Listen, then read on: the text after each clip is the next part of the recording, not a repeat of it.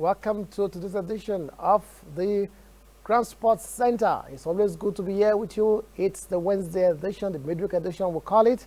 And I promise you that, as usual, you're going to enjoy your time with us. I am Donald Agbabu. We have quite a lot lined up for you for today. We shall be looking at some preparations for next month's AFCON qualifiers between Nigeria and Lesotho, and of course it's a double header as they take on they also take on the Republic of Benin. But the match against Lesotho will be played in Lagos. Testing Balogun Stadium is said to be the venue for that match, but the NFF has not officially confirmed it. But we understand that that was how the issue of Benin hosting the match against Sierra Leone actually started, and then it eventually took place there. So Testing Balogun Stadium to host Nigeria versus Lesotho in the AFCON qualifier next month. We shall be looking at that. The development, seeing football return back to Lagos. For a very long time, Nigerian national teams have not played in Lagos. We know that in the past, Lagos used to be the home of the Super Eagles, but a lot of issues came up at some point, crowd issues, logistic issues, and Super Eagles matches had to be taken around the country. At some point it was Port Harcourt, then Akwa Ibom. The last one we saw it was in Benin. Some have been played in Kaduna in the past. Abuja too has served as at some point. But the traditional home of the Super Eagles is Lagos. We all know that. So it's so good to know that the match we played in Lagos. But although we would have preferred the National Stadium, or then Testing Balogun Stadium is just across the road. So it's still Lagos. So we shall be looking at this. And a very sad one this morning. Former Super Eagles defender Issa Chofoluwe has passed on. If you remember him, he played for the Super Eagles in 1984 African Cup of Nations and also the 1988 African Cup of Nations. Between 1983 and 1988, he was the mainstay in the right fullback and left fullback position of the Nigerian national team. He played for Abiola Babes and Shooting Stars, and he was actually one of the best defenders this country has ever had. So it's so sad. We shall also be looking at the life and times of Issa Chofoluwe. Rivers United and Enyimba are set to clash on Valentine's Day. It's a day of love, but then there will be no love lost between these two Nigerian teams as the battle for the group stage ticket of the CAF Confederations Cup. We shall be previewing that match. And of course, the Nigerian Professional Football League, Kano Pillars are back to third on the table. They defeated FC Ifeanyi in Port Harcourt yesterday, and that victory was their first victory in 14 away matches, which stretched back to December 2019. So since December 2019, which totaled 14 matches, Kano Pillars had not won away. They've recorded some draws, but in terms of winning, they've not actually won. And that 2-1 win over, 1-0 win over FC Ifeanyi marked the first time they were winning in 14 away matches. So a remarkable development, and so many other things happening in the Nigerian Professional Football League. We shall be doing another review ahead of the next round of matches. President of the Nigerian Tennis Federation has lamented the postponement of the National Sports Festival, and he says it's really affecting the athletes' psyche and morale. Well, we all know this, but then it was for some reasons that were far beyond the control of the Ministry of Sports. I'm not holding brief for them, but then we all know that the COVID-19 issue is something, the pandemic is something that we should take seriously. We shall also be looking at this development. In the Australian Open, a number of top seeds are making it through to the third round. Serena Williams, Novak Djokovic, Dominic Thiem, all through to the next round. But then some other big names have also dropped. We talked about Gail Monfils from the first round. Then the second round, we have Stanislav Wawrinka. Stanislav Wawrinka, the Swiss player, actually won the Australian Open in 2014. So a former champion has been eliminated in the second round. Couldn't make it to the third round. We shall be looking at development from the Australian Open. And Manchester United left it late before they secured the slim 1-0 victory over West Ham in the fifth round of the FA Cup played yesterday. They are now through to the quarterfinals. And in La Liga, Real Madrid beat Getafe 2-0 in the rescheduled La Liga match. They are now back to second on the table.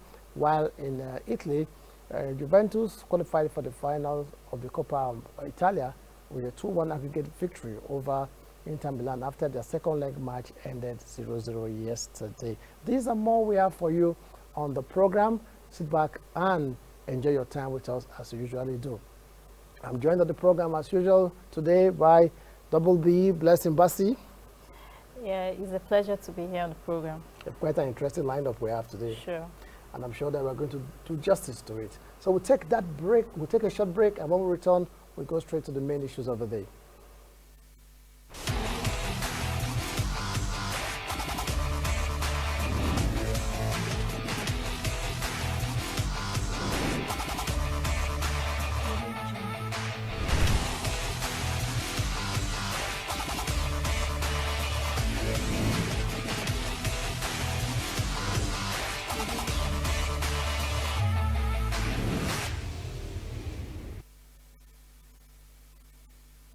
Welcome back and straight to the main issues of the day.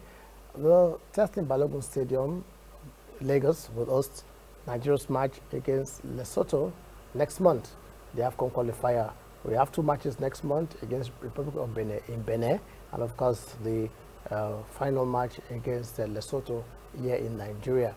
Just like it started last time we played Sierra Leone, when it was mooted that it was going to be played in Benin, NFF actually said they did not come up with an official statement until eventually they did. But then it's the same situation we're having here. So we want to believe that Testing Balogun Stadium actually will host that match. But that is what the news that is making the round at the moment.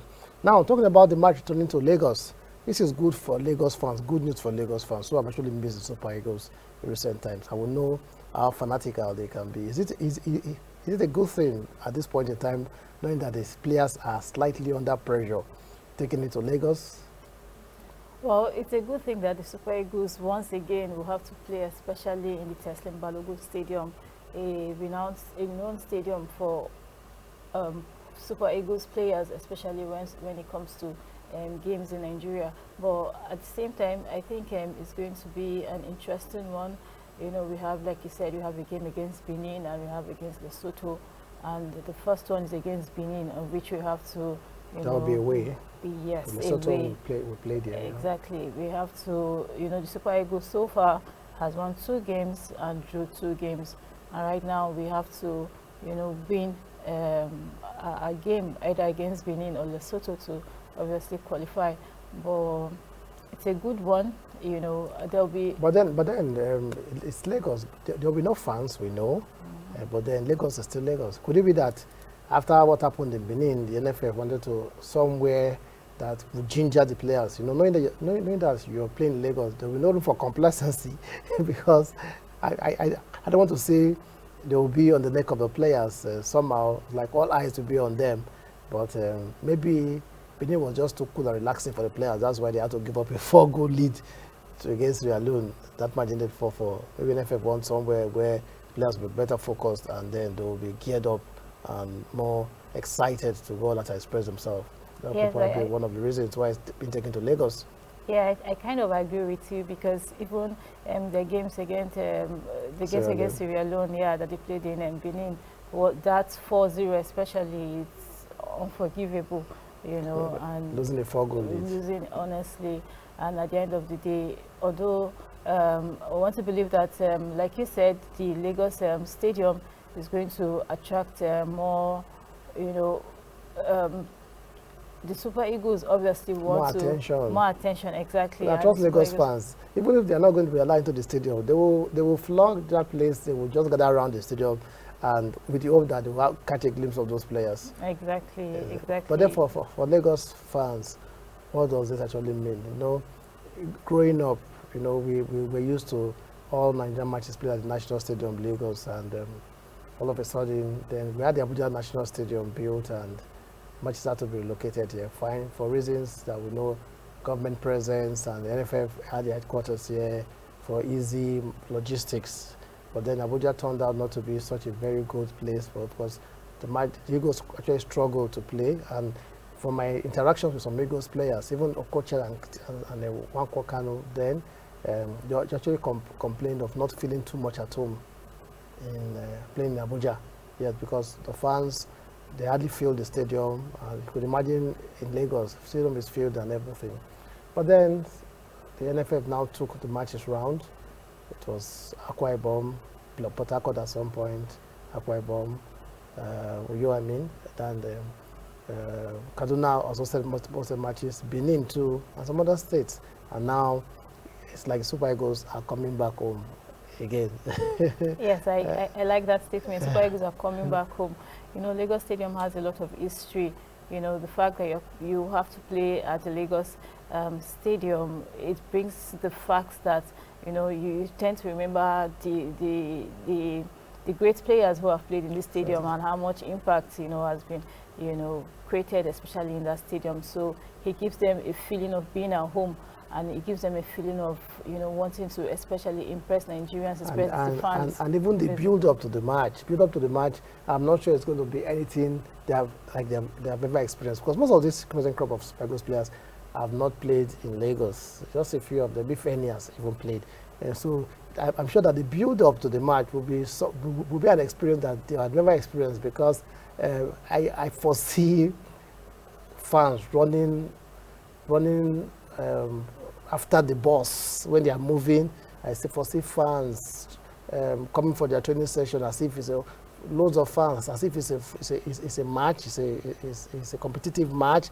I see the hotel rooms, the hotel they stay being besieged by fans. I'm sure there's going to be another new experience for some of the Super Eagles players. Yeah, it's going to be a very good experience, you know, and I'm sure the players too are looking forward to that. We know how Lagos could be, like you rightly explained. I mean, there'll be lots of there'll be sights of so many people around. You know, there'll be sight of. So they just want so much attention.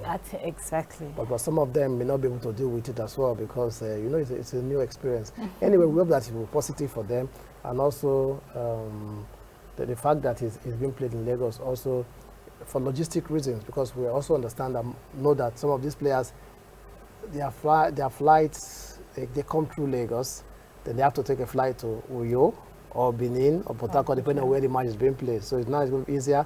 They arrive in Lagos, no further travels, because I know that over 90% of the players come in through Lagos. So for logistic-wise, again, it's a good one. It's a good one, you know, and the fact that we are expecting, you know, the Super Eagles to obviously make an impact, especially the fact that they're going to play home against Lesotho. There's every tendency that they'll have to give it all their hearts in that game, and they have to, you know, impress as much people as possible. Well, while we celebrate the return of Super Eagles to Lagos, we hope that it will be a very good return, that they will win and secure the AFCON ticket for 2022 that we played in 2022, so to speak. And but then, still talking about the Super Eagles, celebrating in one hand, the other on another hand, we are mourning the death of a former Nigerian player. This player actually was one of those players that made Super Eagles tick in the 80s. You know, those were days when Super Eagles were playing all their matches in Lagos. And if there's one player that was synonymous with the Super Eagles at that time, always available to play, always in the first team because he was so good. This Shisha Shefoluwe unfortunately passed away, and our condolence to his family, and we pray that God grants him eternal rest. He played 40 times, had 40 caps for Nigeria. You know, then the number of matches played is not like this presently. In a year, Nigeria can play just about 2-3 matches, depending on whether they are playing qualifiers for the World Cup or the Nations Cup. But these days, you have friendly matches, you have all that. So number of caps then were not too much. It was not easy for you to play as many matches for the national team as possible. But then it lasted a very long time, the national team, from between 1983 and then I think 1988, because I think the last major tournament he played for Nigeria was the 1988 African Cup of Nations. He was also part of the Flying Eagles team, the first Flying Eagles team to qualify for the World Cup in 1983. Was part of that team. So we can say all in all, he played for Abiola Babes. They won the FA Cup in 1985 and 1987. So both domestically and internationally, he actually contributed his quota to the development of Nigerian game. So he will be missed, really missed. Yeah, he will be greatly missed, honestly. It's just unfortunate because he, like you said, he has started for Nigeria. He used to be a great a defender. I think they call him the Minister of Defense. Yeah, Minister of Defense, Dean of Defense. Honestly, it's just unfortunate. He had a brain disease, you know, and I was told, that, he was well a few days back, and all of a sudden he's gone. Well, he has left an impact in Nigeria. May he so obviously rest in perfect peace. Amen. So we'll take a break now, and when we return, we shall talk Nigerian football this time around. The CAF Confederations Cup battle between Eimba and Rivers United taking place this weekend in Aba. The first leg we played in Aba. Two Nigerian teams battling for the ticket to play in the group stage of the CAF Confederations Cup. We shall talk about this when we return from the break.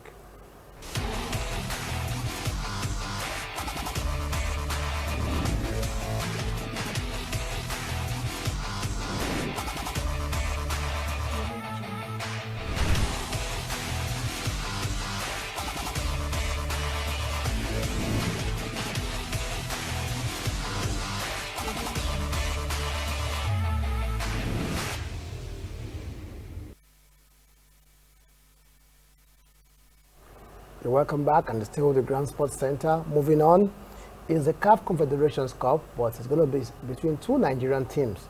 And well, before we even talk about these two teams and what we should be looking forward to, Blessing, we've said it before that it's like it was a deliberate ploy by CAF to pair these Nigerian teams together, not for the good of Nigeria per se, although it may favor Nigeria, because at the end of the day, we are sure that the Nigerian team will play the CAF Confederations, but then we missed the opportunity of also possibility of getting two teams, because if they had been paired against other teams, it's possible that they would have won those matches, and we now have to have two teams instead of one. So, but then you can't eat your cake and have it. At least just hold on to, they say, bird in hand, but more than 20 or 1 million in the bush. So the bottom line of what I'm saying is, for logistic reasons, given the fact that the last time out, Bloemfontein Celtic had difficulties playing in Nigeria. They had to play at a draft venue. Do you think that it was that CAF just wanted to avoid a situation whereby, because any other team probably coming to Nigeria, maybe another South African team, maybe may also be hard to may also have that kind of issues, and they will not start counting for a neutral venue again? Could this have been the reason why CAF said, okay, let's just put Nigerian teams together so that at least they are Nigerians, they will play their match there? Yeah. Well, I feel CAF have their own decision, or have their reasons why, they did that. But I wouldn't want to say, it's CAF reason for doing that at this point. It's just, let's just take it the way it is. You know, the fact that Rivers United is obviously going to play Yimba and two brothers. I mean, if it were to be another team, it would have been more interesting. But the fact that one has to be knocked out and one has to, go at the end of the day. We saw how Rivers United logged it out against Bloemfontein Celtic. Although at their league, we obviously know that Bloemfontein Celtic are obviously doing well even in the South African league. But we saw how Rivers United did well home and away and made it all through. But Eimba International, obviously, if they had made their way against Emerick, we know also Emerick too is a very good side too, but they had the better side, But at the same time, let's just, like I said, embrace the fact that two brothers are going to play, in the continent. And I feel if I'm to compare both sides, I think I will obviously with two Eimba International, because they have, two caps already on their head, Everyone the CAF competitions to the past, they are more experienced, yes, and they are topping the league table.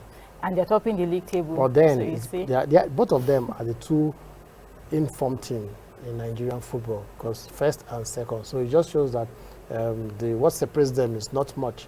But then, even if you're talking about Eimba's pedigree on the continent, having won CAF competitions or CAF Champions League twice, Rivers United's performance in this year's CAF competition is something that you cannot write off easily, because they've shown that on the African continent they are a different team altogether. So with the fact that Rivers United have a very good form coming to the match be a factor too? Yeah, I know Rivers United have a good form coming coming into the match. But especially in CAF competition, because the way you play your league matches, definitely, I know the approach to league matches will be different to the approach to continental matches. So with continental matches, we've seen that Rivers United, they are really, really strong, because beating Bloemfontein Celtic home and away wasn't an easy feat. Even their last match they played, Futuro Kings, they lost in Equatorial Guinea, but they scored the goal. And they've always scored, which shows that they are a team that, even at home and away, they are very, very good on the continent. So Saturday's match could, Enyimba's pedigree may also be something that they may have to, that judging by Rivers United's good form on the continent today, the pedigree may not count much. What do you think? Well, I think if I would just balance it to be a 50-50, 50-50 on both sides, because kudos to Rivers United. Like you said, they've been doing very well, even in the continent and obviously in club competitions. I mean, we see how especially Stanley Eguma scored goals, even away, and even in Benin Republic against Bloemfontein Celtic. They've got the crop of players that will obviously do well against Enyimba, but still, I still seek it for Enyimba. Yes, and many people are always saying that we're in this scenario because Enyimba dropped out of the CAF Champions League, and this is the same Enyimba that started very poorly, and now they are top in the Nigerian league. But can we say that the match against MREC came too early for Enyimba, and now linking it to the fact that our league started late? So probably can we say that we put ourselves in this position because our league did not start, because if our league had started, the way Enyimba is like they are picking now, they would have picked at the right time, maybe at the time we played MREC. Yeah, that's true. That's another reason, because if the league had started in time, especially league clubs in Nigeria would have performed better, especially even Rivers United and also Enyimba. But Enyimba own came as a result of the league too. The fact that the league did not start as at the time due. If the league had started for at least a period of time to that helped Enyimba's effort, because they're obviously good, especially in CAF competitions. They're doing very well now in the league, beating everybody. It shows that the Enyimba team is not a poor team, as MREC wanted us to believe, because they beat MREC, spanked them 3-0 away, and came here, I think it was a 2-1 loss or so. But then this Enyimba team has shown that they can play, and that's why this weekend's match is going to be a cracker. Two Nigerian teams, we wish them the very best. Would have wished that they were playing against other teams, but then let's take the positive. Positive is that we will, at the end of the day, whatever the outcome, a Nigerian team will be in the group stage of the CAF Confederations Cup. And quickly, before we wrap up on this issue of Nigerian teams, Nigerian Professional Football League is hotting up with 9, and Enyimba is topping, Rivers United follows, and Kano Pillars. Kano Pillars defeated Abia FC Ifeanyi, and that victory was their 14th, first win in 14 away matches, which dates back to 2019 December. So it shows that Kano Pillars are actually getting back to their groove. Yeah, they are beginning to get back to their groove. They're beginning to understand themselves, especially with their new coach. I won't say new coach at this point, because at this point it's expected that you get to understand your players too well and know the players that can work well at a particular match. But I'm so happy for Kano Pillars, especially the fact that they are becoming to pick up form, and they're obviously doing well.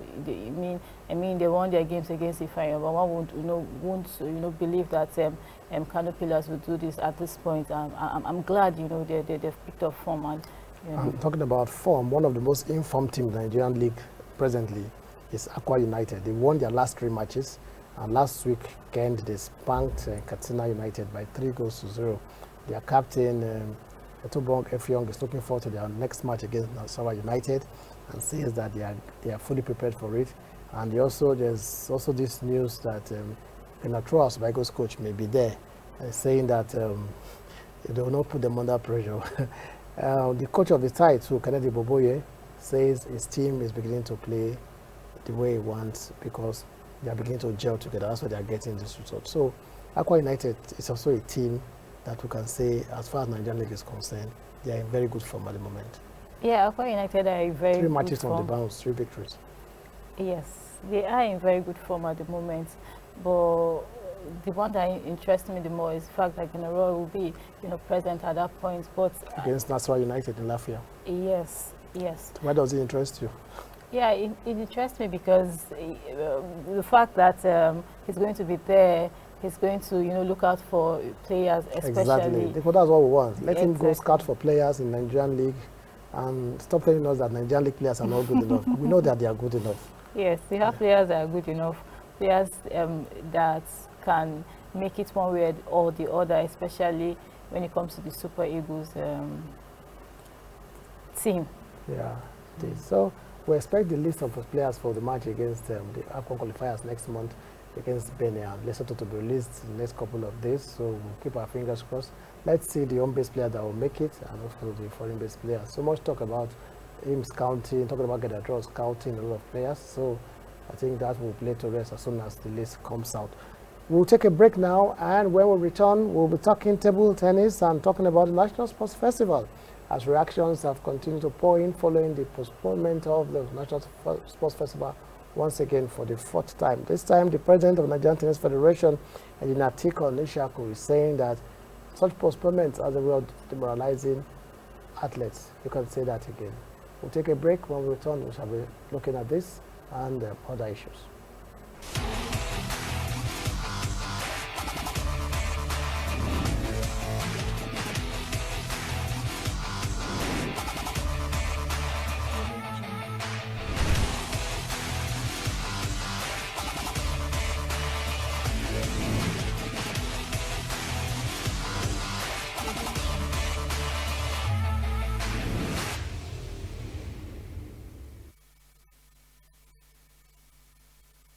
Welcome back to the Grand Sports Center, and moving on. Well, National Sports Festival has been postponed. It's no longer news, and we're looking at April. No definite date in April, but in April. But look, but said it will take place in April now. We hope that that one is sacrosanct, that it will not be changed again.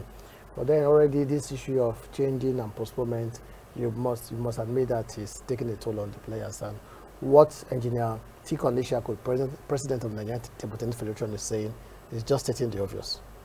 Yeah, the question is how feasible it will even this April date, be. When it comes to preparations for sports festivals like this, when it comes to preparations for Olympics, I mean the athletes are the key, irrespective of who is in charge.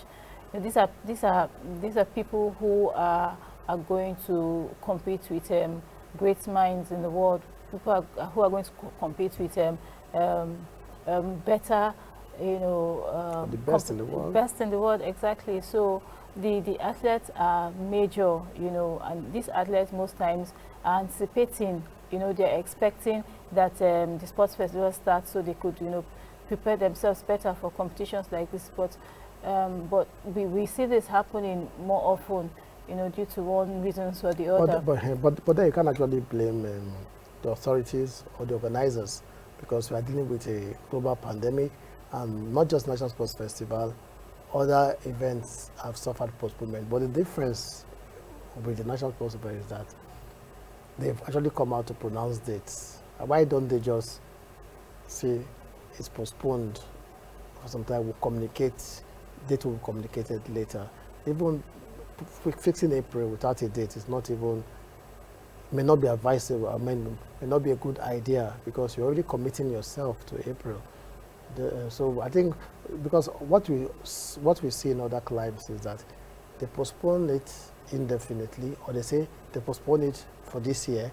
But if you don't want to postpone it for this year, you could just leave it open, so that whatever happens, at least you know that you are not held liable. Because why people are actually not too happy is that you've come up, fixed a date. Why fix a date when you've not crossed your T's and dotted your I's as regards everything? So maybe this is why some of these athletes are not happy at all, because the expectations have been taken high, now it's been dropped again. Yeah, that's true. I mean, they should obviously come out and tell us what the situation is really. because I see no reason, like you said, why dates are obviously changed from one day, one postponement to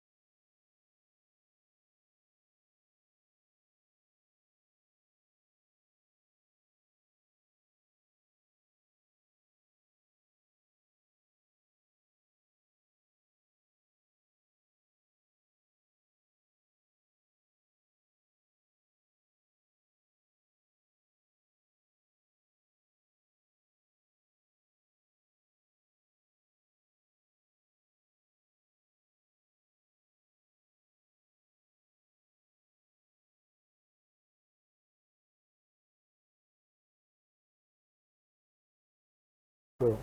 Yeah, I think the basic thing now is just to, like you talked about the Australian Open and the Olympics, Tokyo Olympics. The basic thing now is to sit down, and properly manage and plan, these events. Like you said, if it's not going to hold this year, there should be a specific period of time that it's hold, and we should work towards that period and make sure that, and don't postpone this thing. Yeah, for the good of the athletes, because they have to have their mindset. They know that the sports festival is not holding this year. There's a way they are going to change their training regime, because they have incorporated the sports festival into their training program. So if they know there's no holding, they will devise another training program that does not include National Sports Festival. So, and when you come and postpone it, you already affected their schedule for training, and it's not too good for athletes. Well, we hope that this time around it holds in April, or whatever the date will be, and we'll get it done once in a while. But if not, we should just forgo it for now and skip it to the next National Sports Festival, which comes up in 2022 officially, and the state remains the host. I think that will be better for all parties. Still talking, this time around we'll talk lawn tennis. From table tennis, we'll talk lawn tennis, and Serena Williams has breezed into the third round of the Australian Open. This lady is chasing the record 24th Grand Slam title, and she's gradually making progress. Yeah, Serena Williams, anytime, any day, not slowing down, and I kind of see that the Australian Open is big, for her at this point, and I think she's not taking any chances. There are other competitions that she, even before the Open proper, she has been, preparing herself, even due to the fact that there was, should I say, lockdown? Lockdown. Oh, yes, and I think it's one of those things that really has really, helped her, and she has this positive spirit of, always winning games. And she may have played a fast one by withdrawing from the warm-up tournament, citing injury, but they came back smoking the first match. Maybe have been a tactical move by her. I didn't say she feigned injury, but then it has worked out well for her. But then other top seeds like Petra Kvitova and Bianca Andreescu were not that lucky. Kvitova, as you remember, was a finalist at the Australian Open in 2019. She's 9th seed. She was stunned by Sorana Sisteu of Romania. And while Bianca Andreescu was the 2019 US Open champion, and this is since 2019 US Open, this is his first major tournament she's playing, because all through the lockdown, even after the lockdown, she refused to play, and she was stunned by Taiwan's Aisei Sumwei. So those two top players are out. So the field is getting gradually reducing. Talking about the top seeds that could pose serious problems to Serena Williams, though we still have Naomi Osaka still there. So, but then Serena Williams has gone to the third round, and she's gradually making her way towards a record-breaking 24th Grand Slam title. In the men's game, Dominic Thiem has also reached his quarterfinal, his third round. Thiem, as you know, was a finalist at the Australia Open last year. So since he got to the finals last year, want to do it one better this year, actually winning the tournament. But then one big casualty is Stanislav Wawrinka. He was the Australian Open champion in 2014, and was one of the players we're looking at for this season to actually go far, and he has been knocked out. So a lot of top seeds have been knocked out. Could you also be to the fact that the training was not optimum? Because definitely you can't say that the situation leading to the tournament was the best. So it could be affected some of these top seeds. Yeah, some of these top seeds are obviously affected. It could be as a result of pre-Australian Open, or could be as a result of, because like I said in previous editions, I said this Australian Open is going to tell well for so many, positively and negatively, and it has affected, it's beginning to show off at this point. I mean, the fact that there was no time to train, or there was no, the COVID-19 really, you know, dealt with them one way or the other, or the lockdown at this point, and there was no, you know, this excitement wasn't there, especially in coming out to train. There were a lot of people around, preparations and the rest of it.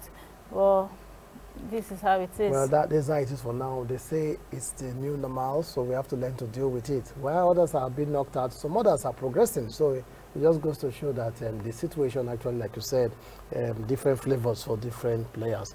But we're interested in Serena Williams going all the way to win a record 24 Grand Slam, because there's nothing as good as sweet story. That would be a very good story at the end of the tournament. So we'll continue to keep it posted on events as they happen at the Australian Open daily.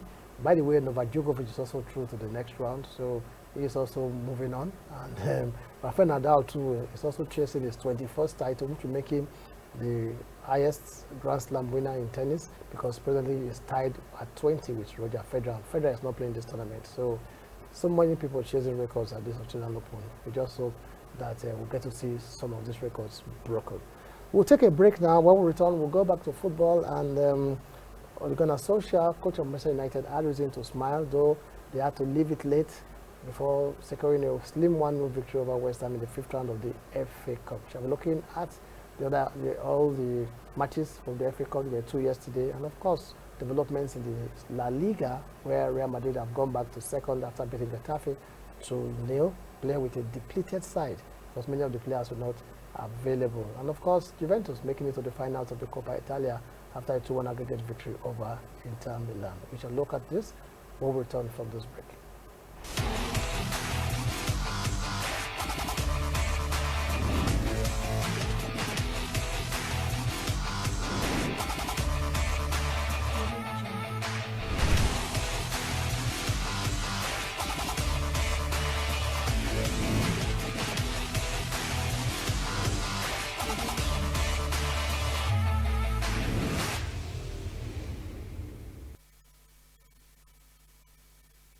Welcome back, and still the Grand Sports Center. Moving on, Ole Gunnar Solskjaer actually heaved a sigh of relief after that goal by Scott McTominay helped United beat West Ham in the 5th round of the FA Cup to qualify for the quarter-final.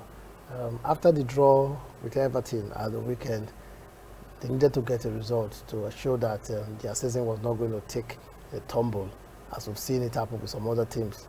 I don't want to mention names. Maybe Liverpool. Well, a good one for Manchester United. It was the FA Cup, like I said yesterday. Manchester United will want to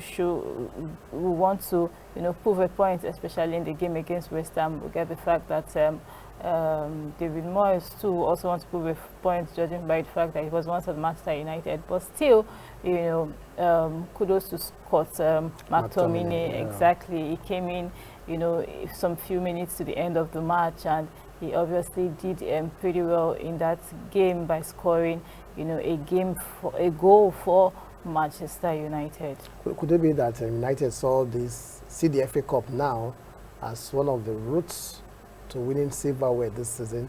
Because I won't say the league has slipped off their hand, but Manchester City is there for them to lose now.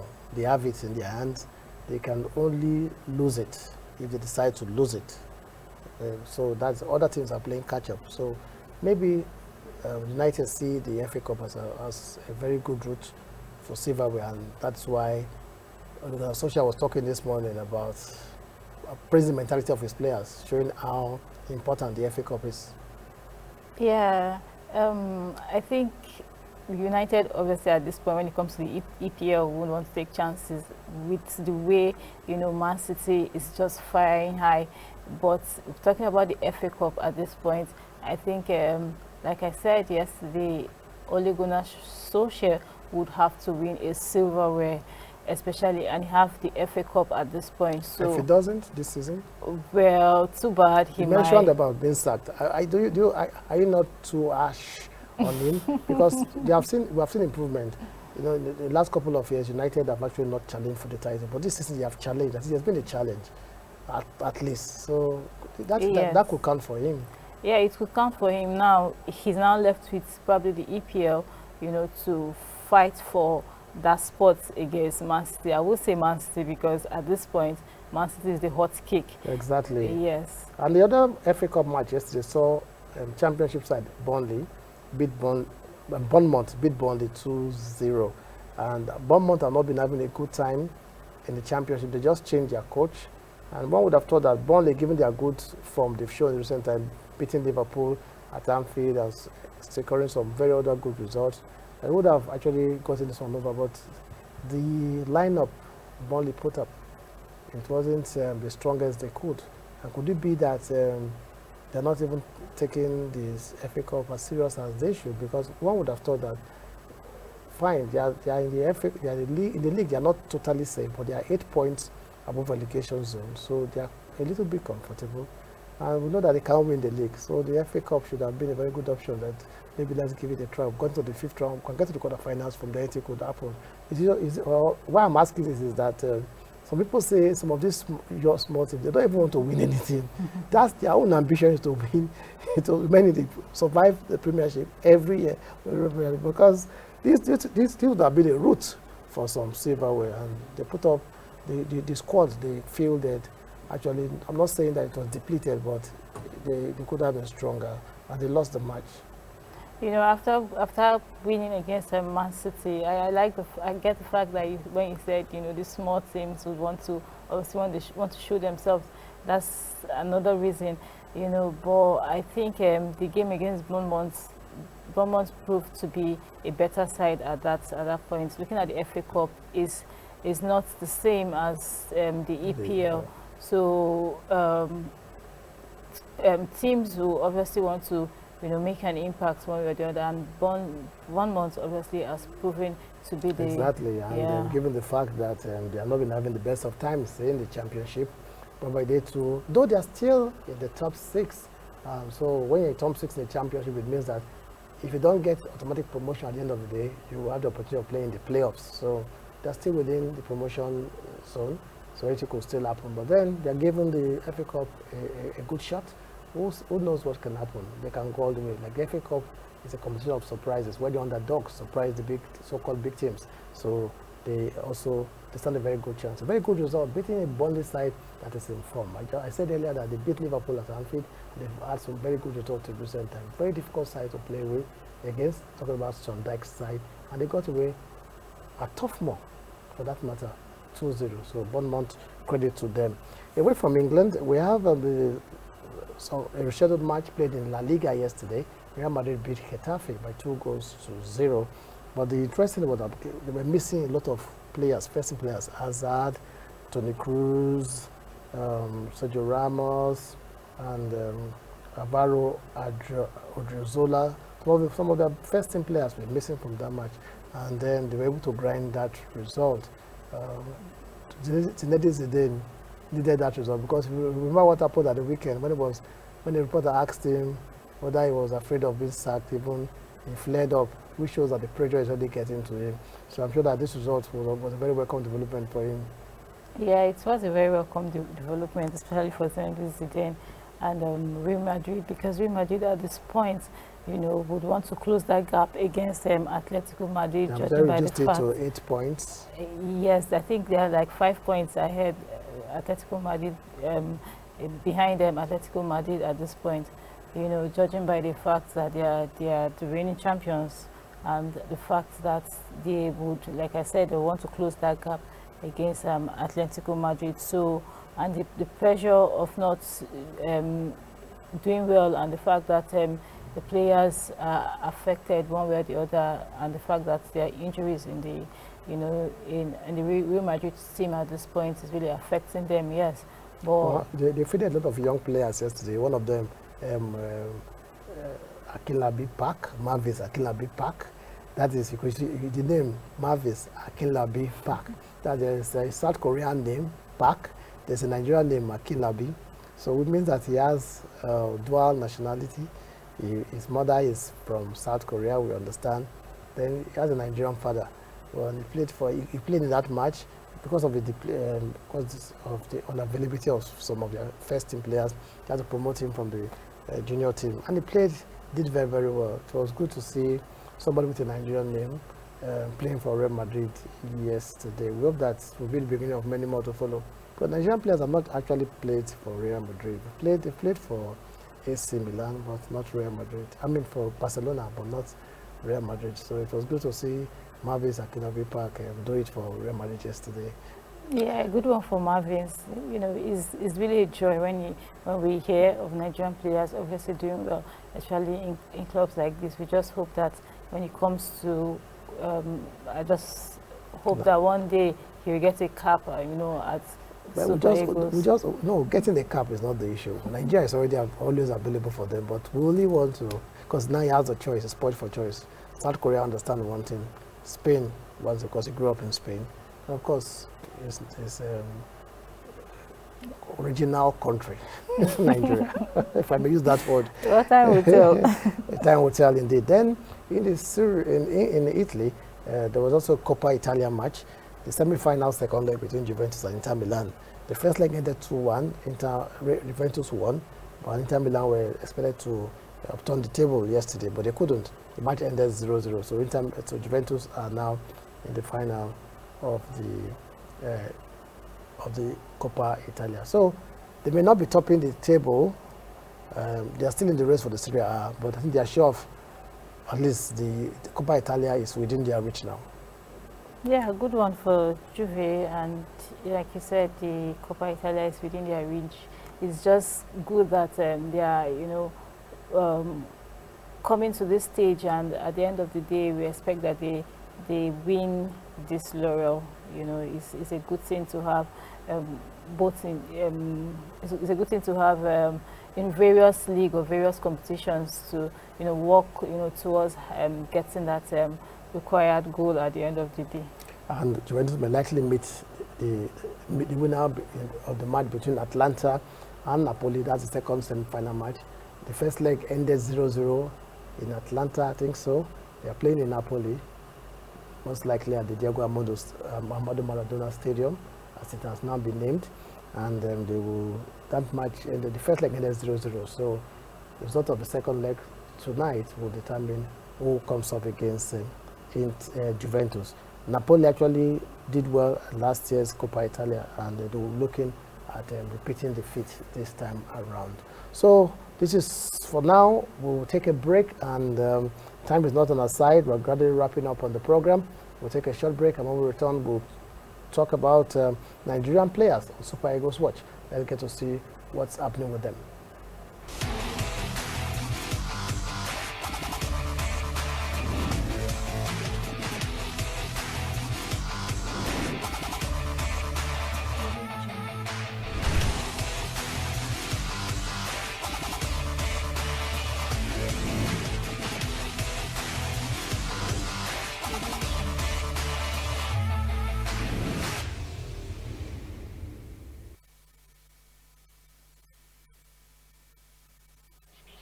Welcome back to the Grand Sports Center. Moving on, as we gradually wrap it up on the show, we'll take the Super Eagles watch, and let's start with Samuel Chukwueze, who is on the mend after the surgery he had.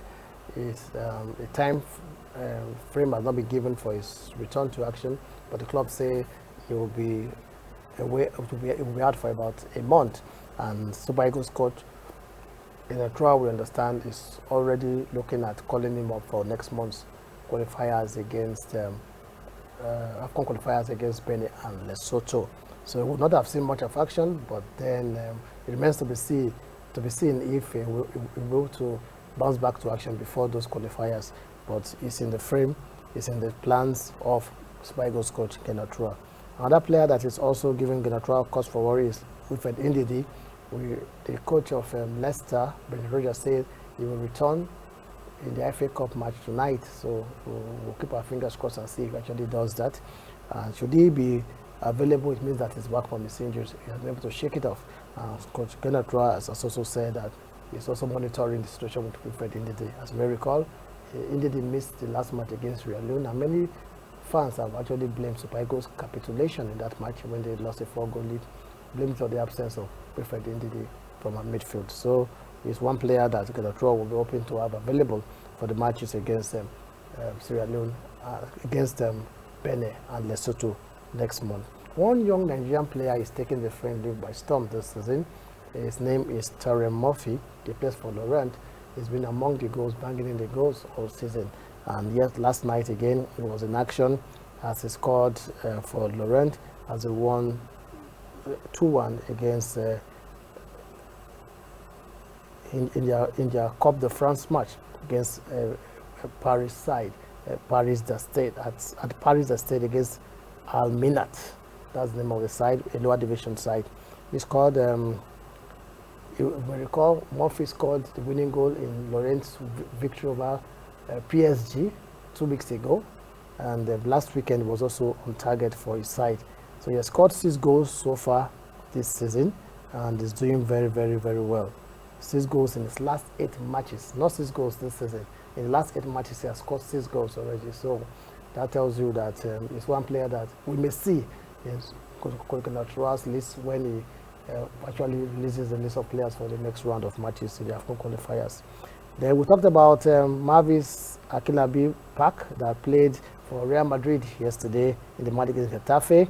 The news is that the young Nigerian was fielded by Real Madrid, and we hope that it will be the beginning of many more first-team actions for him. Super Eagles captain Ahmed Musa is said to be on the verge of signing for West Bromwich Albion. Genatroa says from every available information he's getting, they're just trying to tidy up the deal to make him officially a player of West Bromwich Albion. So we'll go to have Ahmed Musa sorting out his club football before next round of matches against Lesotho and Benin, because we need all our players concentrated, no distractions, because those matches are very, very important to Nigeria picking the ticket for the 2021 AFCON in Cameroon. This is the match we can take on Super Eagles Watch, and also where we drop anchor on the program Sports Center for today. We hope you've had a nice time with us. We'll be back same time, same station, God willing, tomorrow. And we're looking forward to having you join us once again. Blessing Bassey, thank you for being part of the show. Thank you for having me. And I'm Donald Agbabobo. On behalf of us, of all of us, including the production crew who have been working behind the scene, have yourself a lovely day ahead.